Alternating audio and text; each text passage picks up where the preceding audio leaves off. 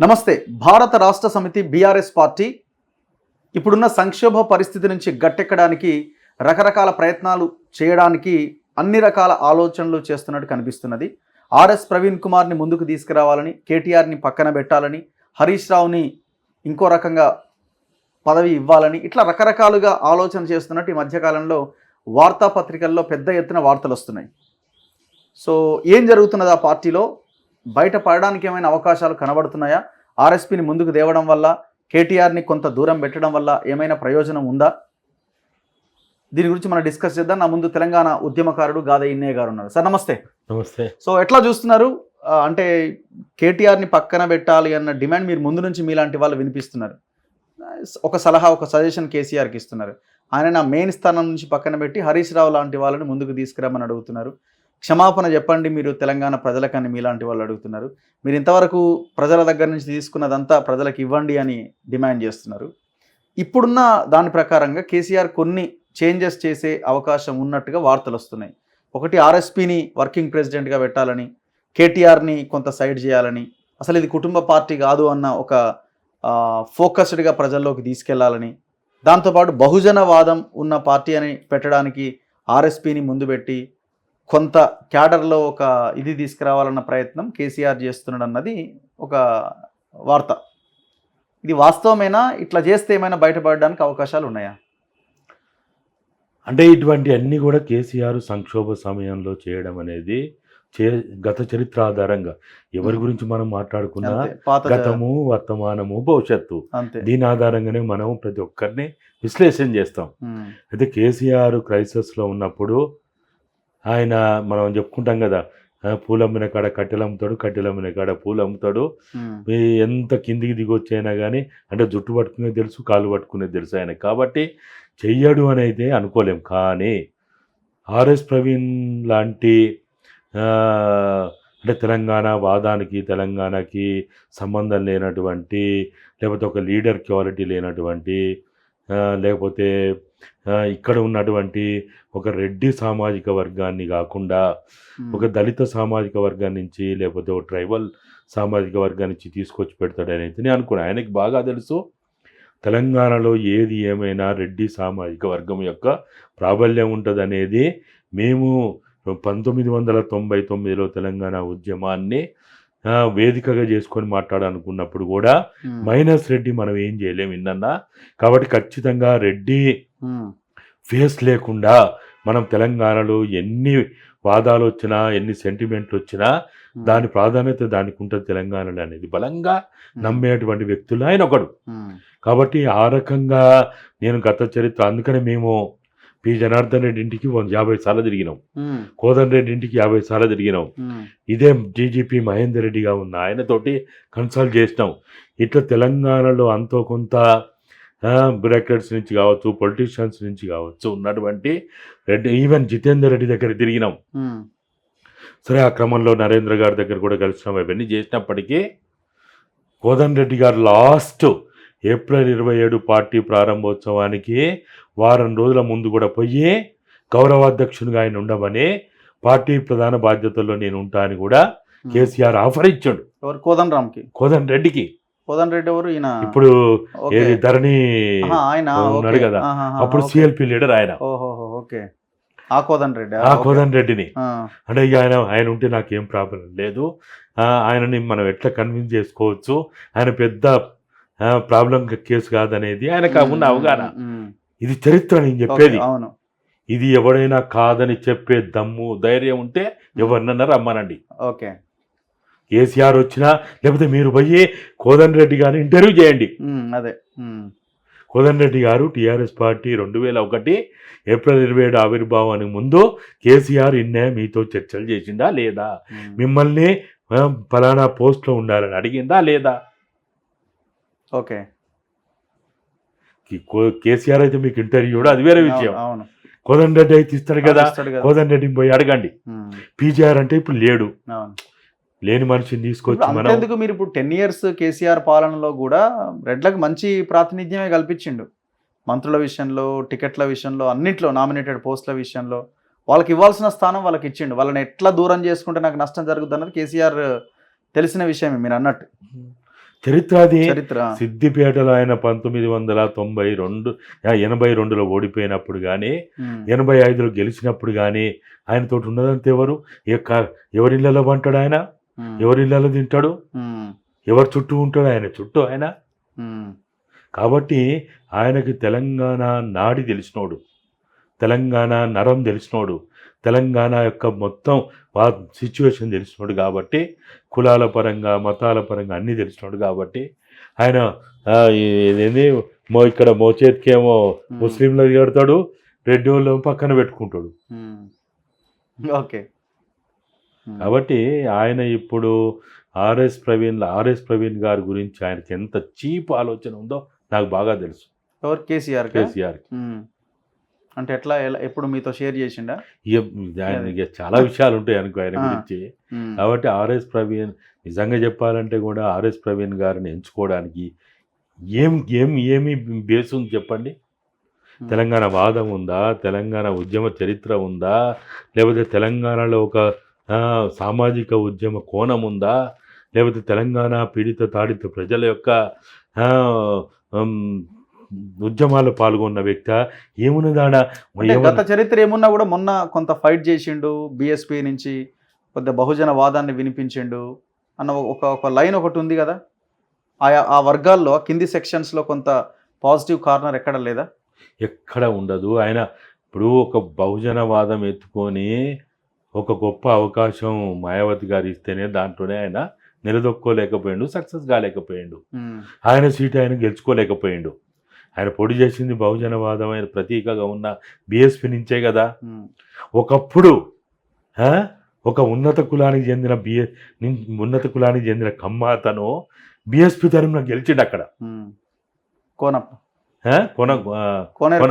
కోనేరు Konappa BSP నుంచి ఉన్నత కులానికి చెందిన వ్యక్తి, దట్టు కమ్మ సామాజిక వర్గానికి చెందిన వ్యక్తి ఆయన గెలిచిండు.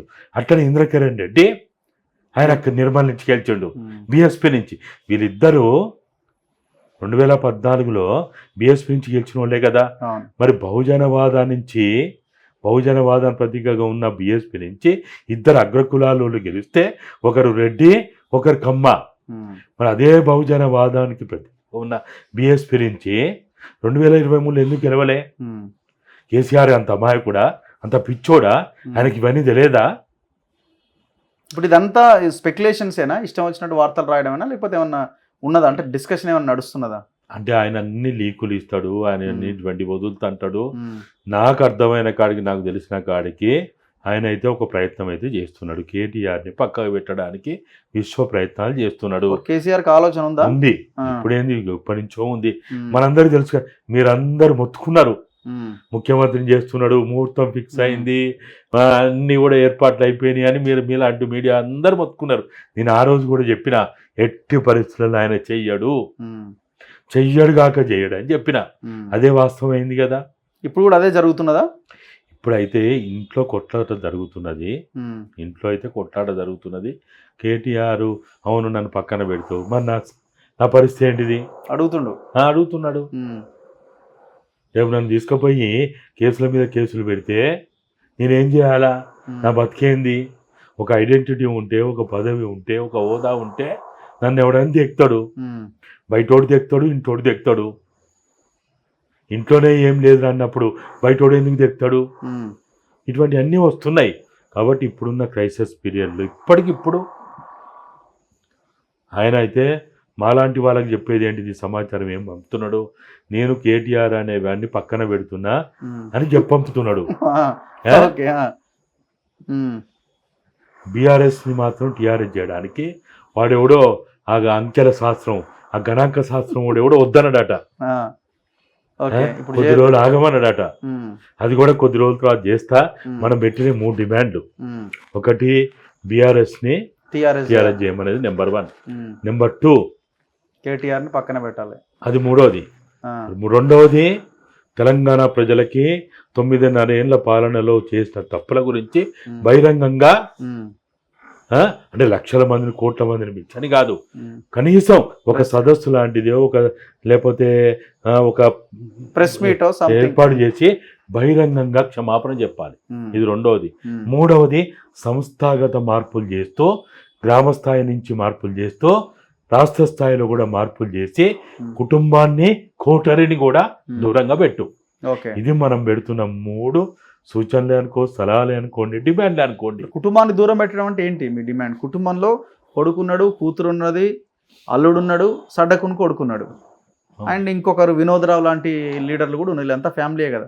మొత్తాన్ని పెట్టమంటున్నారా? దూరం ఎట్లా? పెట్టమంటారు. ఆ, పార్టీ పరంగా పార్టీ పదవుల్లో జోక్యం చేసుకోవద్దు అంటున్నావు. ఉమ్, నీ కుటుంబం, నీ వ్యాపారాలు, నీ విషయాలు ఎవడు వద్దంటాడు? ఉమ్, ఎవడు వద్దంటావా? ఉమ్, ఇప్పుడు మనం ఉన్నాం, మనం కూడా ప్రజా జీవితంలో ఉన్నంత మాత్రాన ఉమ్, కుటుంబ జీవితం అనేది ఉండదా?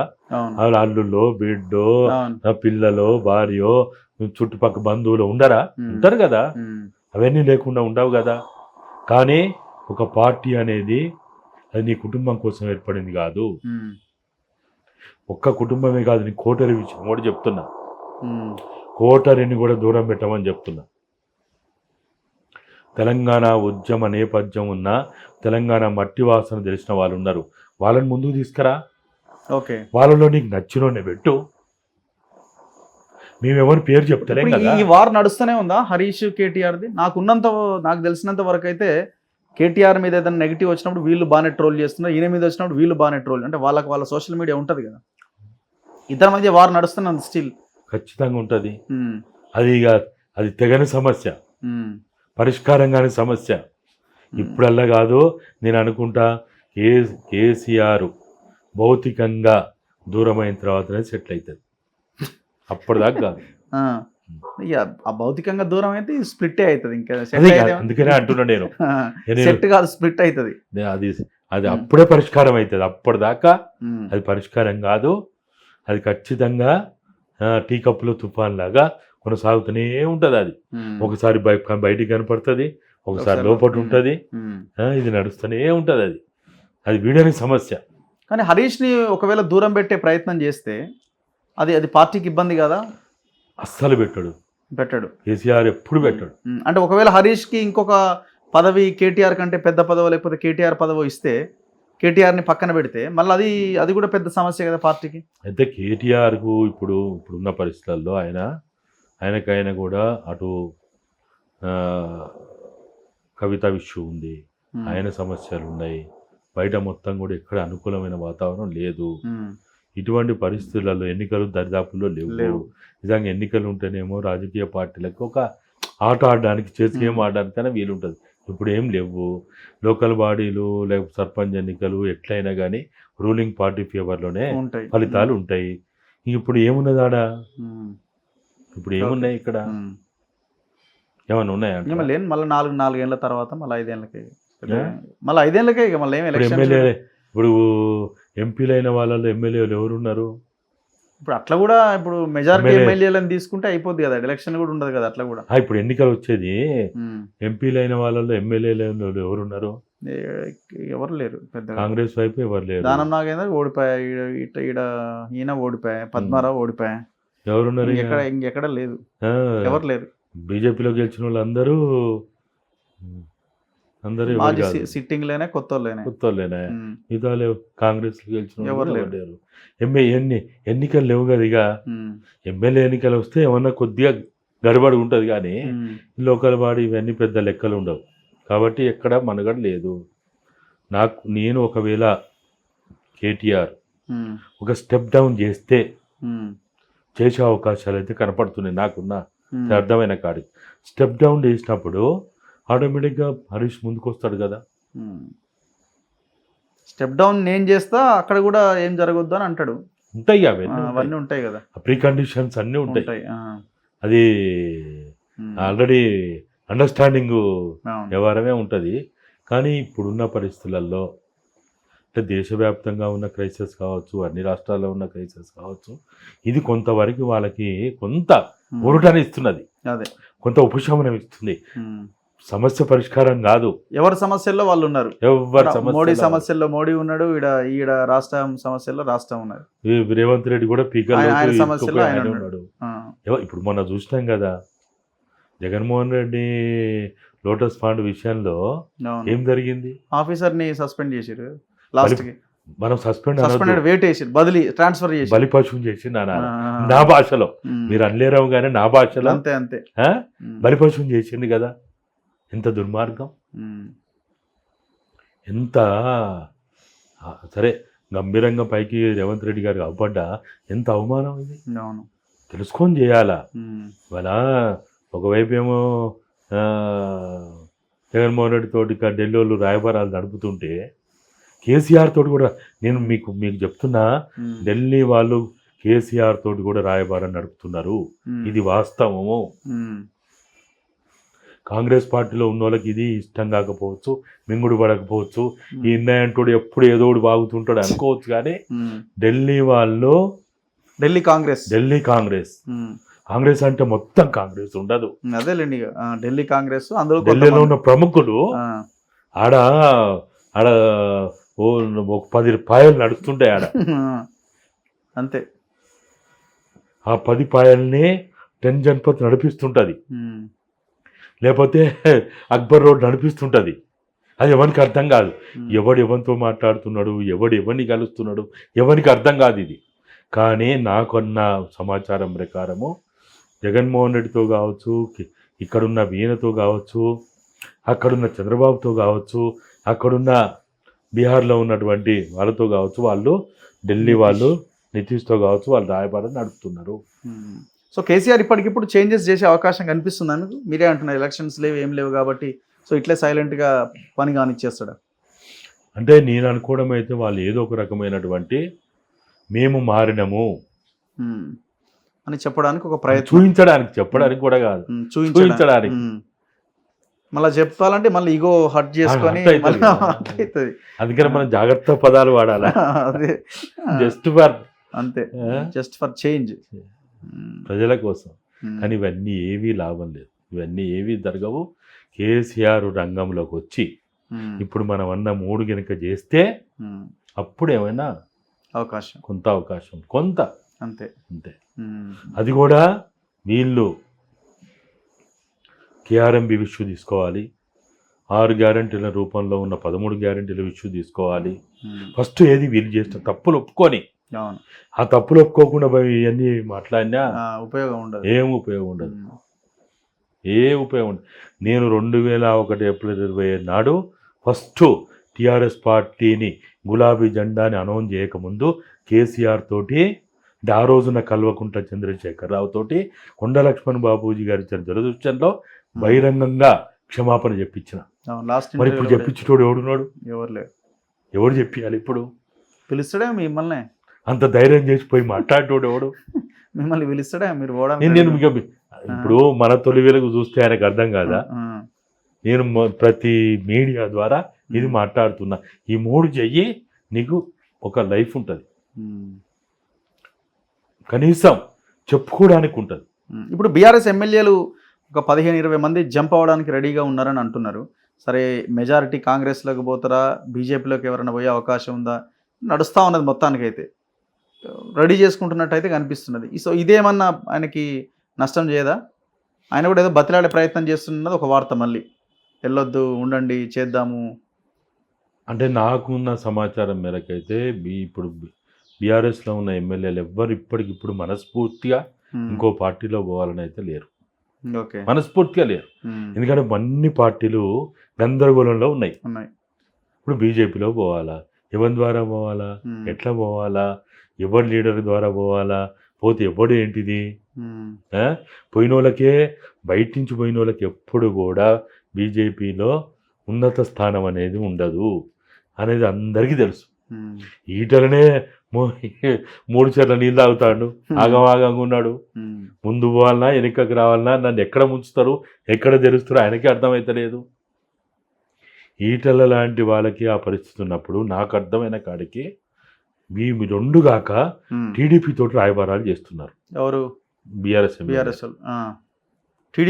టీడీపీతో మాత్రం రాయబారాలు జరుగుతుంది. నా దగ్గర ఎవిడెన్సెస్ ఉన్నాయి. టీడీపీలోకి పోవడానికా? టీడీపీ తోటి చర్చలు చేస్తున్నారు. ఓకే, అంటే కాంగ్రెస్లోకి పోవడానికా? లేకపోతే వాళ్ళకి కావాల్సింది ఏంది? వాళ్ళని రేవంత్ రెడ్డి డిస్టర్బ్ చేయొద్దు. ఓకే. రేవంత్ రెడ్డి డిస్టర్బ్ చేయకుండా ఉండాలంటే ఏంది, బీజేపీలో కంటే టీడీపీ బెటర్ అనే ఆలోచనకు వచ్చిండ్రు వాళ్ళు. ఓకే.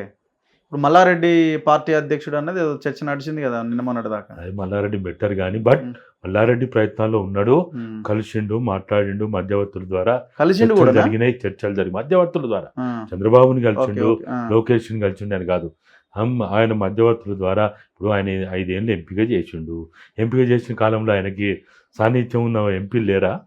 ఉంటారు కదా. ఇప్పుడు వాళ్ళ పాయింట్ ఏంది, మేము భవిష్యత్ ఏంది అన్నది పక్కన పెడితే వాళ్ళ ఆస్తులు వాళ్ళు కాపాడుకోవాలి, డిస్టర్బ్ చేయకుండా ఉండాలి రేవంత్ రెడ్డి. ఇప్పుడు అట్లంటే డైరెక్ట్ బీజేపీలోకి పోవచ్చు కదా, డైరెక్ట్ కాంగ్రెస్లోకి రావచ్చు కదా. ఎవరు కాంగ్రెస్ పోరు, రేవంత్ రెడ్డి ఉంటాడా లేడా, అసలు కాంగ్రెస్ ఇక్కడ భవిష్యత్తు ఏంటిది ఎవరికి అంతుపడతలేదు కదా. మరి బీజేపీలోకి వెళ్ళొచ్చు కదా. బీజేపీలో టీడీపీలో పోవడానికి 2 కారణాలు. ఒకటి, ఈ రాష్ట్రంలో ఎంతో కొంత ఓట్ బ్యాంక్ ఉంది, ఒకటి మనుగడకు అవకాశాలు ఉన్నాయన్నది ఒకటి. 2, మోడీ ద్వారా, రేవంత్ ద్వారా చక్రం తిప్పుతాడు, మోడీ ద్వారా చక్రం తిప్పుతాడు కాబట్టి సేఫ్ గేమ్లో ఉంటాం మనం. అదే పాయింట్. ఇక ఇది ప్రధానమైంది. ఎంతమంది బీఆర్ఎస్ ఎమ్మెల్యేలు మీ లెక్క? 8 మంది ఇప్పుడు చర్చలు చేశారు. 8 మంది విత్ నేమ్స్ తో సహా ఉందా నా దగ్గర చేసిండ్రు. ఎవరంటే మధ్యవర్తులా లేకపోతే డైరెక్ట్ వెళ్ళి గెలవడం అట్లా ఏమైనా జరిగిందా? మధ్యవర్తులు. సేఫ్ గేమ్ కి ఇది ఒక అవకాశం ఉంది. ఇప్పుడు కీలకం చంద్రబాబు నాయుడు అయిండు. ఇప్పుడు చంద్రబాబు రేవంత్ తెలియకుండా అయితే వీళ్ళని తీసుకోడు కదా. ఎవరు మీరు అన్న దాని ప్రకారం చంద్రబాబు. ఇప్పుడు చంద్రబాబు రేవంత్ని ఎట్లా చూస్తాడో మీకు నాకు బాగా తెలుసు. కాబట్టి ఈయన చంద్రబాబు మెప్పు కోసం మొన్న ఆ జగన్మోహన్ రెడ్డి జోలుకు పోయే ఆయన దెబ్బతిన్నాడు. కాబట్టి అటువంటి మెప్పుల కోసం సర్వ ప్రయత్నాలు చేస్తున్నాడు రేవంత్ రెడ్డి. కానీ అవి ఏవి పారవు, ఢిల్లీలో ఏమి ఊకోరు, అటువంటిది ఏం జరగదు. కానీ చంద్రబాబు నాయుడు ఈరోజున్న పరిస్థితులలో మొత్తంగా దేశంలో ఒక కీలక పాత్ర పోషిస్తుంది అనేది అందరికీ అర్థమైన. అరే నీకు మనం చూసినాం కదా, మొన్న అంబానీ లాంటి వాళ్ళు వచ్చారు కదా, అదానీ లాంటి వాళ్ళు వచ్చింది కదా, ఎందుకు వచ్చారు? ఇన్ఫ్లుయెన్స్ చేసే సిచ్యువేషన్లో ఉన్నాడు ఆయన. ఉన్నాడు కాబట్టి ఇప్పుడున్న పరిస్థితులలో బీఆర్ఎస్ ఎమ్మెల్యేలు కాంగ్రెస్లో పోరు, బీజేపీలో పోరు, ఉత్తదే అన్నీ ఏదో ఇటువంటి అన్నీ జరుగుతుంటాయి. కానీ టీడీపీలో పోయే అవకాశం ఉందనేది నాకున్న సమాచారం. టీడీపీలో పోతా అంటే కూడా కేసీఆర్ వద్దనడు. ఓకే. కాబట్టి ఈ పోవాలనుకున్న వాళ్ళందరికీ ఎలాంటి హడ్డిల్స్ లేవు. ప్రయోజనం బీజేపీలో పోయేదానికంటే, కాంగ్రెస్లో పోయేదానికంటే టీడీపీలో పోతే ప్రయోజనం ఎక్కువ ఉంది. చూడాలి ఏం జరుగుతుందో. Thank you sir, thank you very much. So ఇది గాదా ఇన్నయ్య గారితో స్పెషల్ ఇంటర్వ్యూ. చూస్తూనే ఉండండి మన తొలి వెలుగు.